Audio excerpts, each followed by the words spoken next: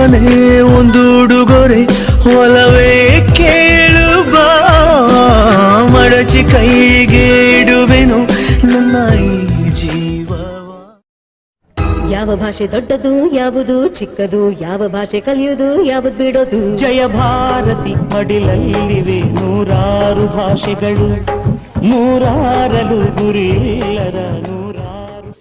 ನಾನು ಅಂದ್ರೆ ನಿಮ್ಗೆ ಅಷ್ಟೊಂದಿಷ್ಟನಾ? ನನ್ನ ಪ್ರಾಣ. ನಾನು ನಿಮ್ಮನ್ನು ನೋಡಿದ ಮೊದಲನೇ ದಿನನೇ ಹುಚ್ಚಾಗೋಗಿದೆ. ಆ ದಿನ ನಾನಾಗಿರ್ಲಿಲ್ಲ.